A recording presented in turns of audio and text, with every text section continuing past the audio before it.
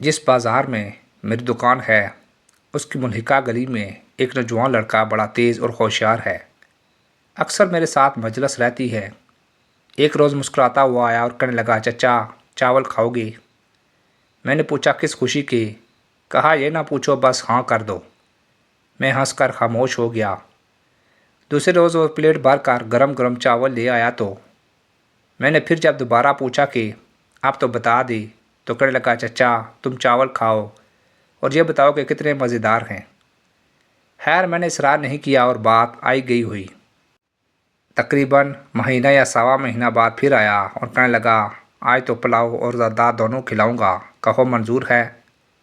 میں نے کہا یار تو بتاتا تو کچھ نہیں کہ یہ کیا ماجرا ہے۔ کہنے لگا ہاں کرو کبھی بتا بھی دوں گا۔ تب میں خاموش ہو گیا۔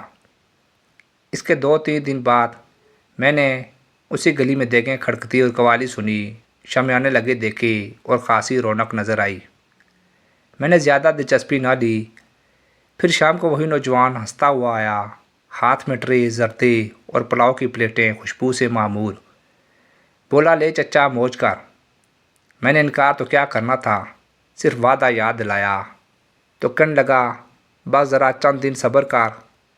پھر چند دن بعد اس نے پوری بات مینوان بتائی اور کہا کہ چچا آپ کو پتہ ہے کہ اس گلی میں صوفی صاحب بھی رہتے ہیں جو ماشاءاللہ دنیاوی امور میں نہایت ہوشیار مگر دینی امور میں سو مسلات کے پابند ہونے کے ساتھ ساتھ گرفتار اوہام و رواجات بھی ہیں۔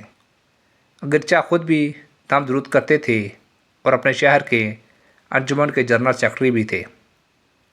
معاشی طور پر خاصے خوشحال تاجر تھے، یعنی معمولی اور بے علم ہستی نہ تھے۔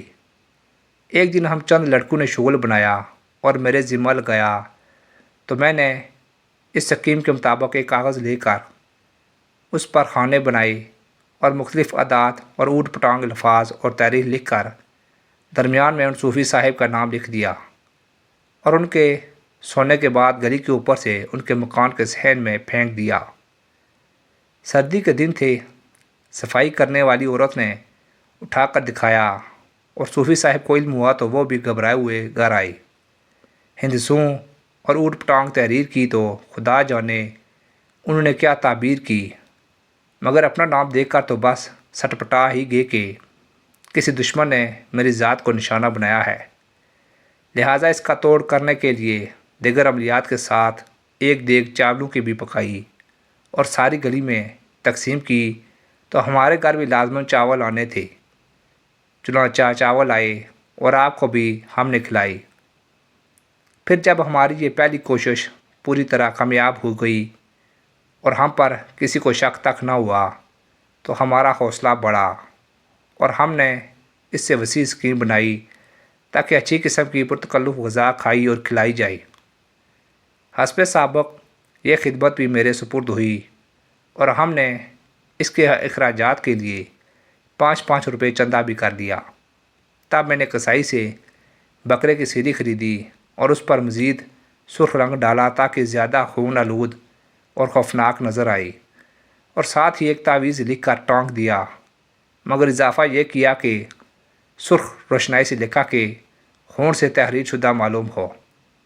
مزید یہ کہ صوفی صاحب کے نام کے ساتھ ان کی اہلیہ کا نام بھی لکھ دیا، اور ستم بالائے ستم یہ کیا کہ چند سوئیاں بھی تعویذ اور سری میں گاڑ دیں، مگر پہلے کی نسبت اس دفعہ مجھے کچھ زیادہ ہی تگ و دو کرنا پڑی کہ سری کو ان کے مکان کے بیرونی دروازے کی چوکھٹ پر اس زاویے سے اور اس وقت لٹکانا تھا جب صوفی صاحب صبح کی نماز کے لیے باہر نکلنے والے ہوں۔ اگر زیادہ سویرے لٹکائی جاتی تو کوئی کتا یا بلی جپٹ لے جاتے، کچھ لیٹ ہو جاتا تو لوگ چلنے پھرنے لگ جاتے اور دیکھ لیتے۔ بہرحال میں نے خصوصی طور پر ان کا ٹائم ٹیبل نوٹ کیا اور مذکورہ سری دوسرے لوازمات دروازے کی گلی والی اوپر کی چوکھٹ کے درمیان کنڈے پر باندھ دی۔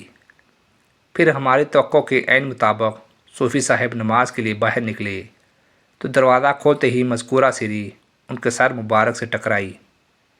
اس اچانک رفتار سے وہ پیچھے کی طرف چاروں شانے چت گر پڑے اور پھر خصوصاً سری کی ہیبت قضائی دیکھ کر ان کے تو ہوش اڑ گئی۔ گھر بار جاگ اٹھا اور شور مچ گیا کہ کسی ظالم نے بڑا ہی سخت وار کیا ہے۔ اسی شور و غل میں دن چڑھ گیا اور گھر والوں نے خاکروب کو بلایا۔ خود تو ہاتھ لگانے کی ہمت نہ رکھتے تھے، پھر سیری کو اتروا کر اور ذرا ہٹ کر سیری کے پاس بیٹھ کر ڈرتے ڈرتے بغور معائنہ کیا، اور سیری کا سارا نقشہ دیکھ کر تو سہیل صاحب کا دل ہی دہل گیا، اور گھر کے باقی افراد کا بھی درجہ بدرجہ حال خراب ہو گیا۔ پھر خاصی بحث و تمہید کے بعد گھر کی کیبنٹ میں متفقہ قرارداد منظور ہوئی کہ اس مرتبہ تو حد سے زیادہ ہی وار ہوا ہے، لہٰذا کسی معمولی عمل یا عام طریقے سے اس کا دفاع ممکن نہیں، خصوصی طور پر اس کا اہتمام کرنا چاہیے، تبھی ہم بچ پائیں گے، ورنہ ہمارا کوئی اور ٹھکانہ نہیں۔ چنانچہ بڑے اعظم صاحب یعنی مرشد صاحب کو دور دراز سے خاص طور پر لایا گیا، اور اس کے ساتھ ختم شریف، قوالی اور محفل میلاد اور اعظم صاحب کے تعویذات وغیرہ سب مجموعی پروگرام پر عمل ہوا۔ بڑے پیمانے پر دیگیں چڑھیں، زردہ اور پلاؤ خوب کھایا کھلایا گیا۔ پڑوسی ہونے کے ناطے ہمارے گھر میں بھی زردہ پلاؤ آیا، اور اس میں سے آپ کا حصہ تبرک بھی حاضر خدمت کیا گیا تھا۔ اللہ تعالی ہمیں حق پر چلنے کی توفیق عطا فرمائے، آمین ثم آمین۔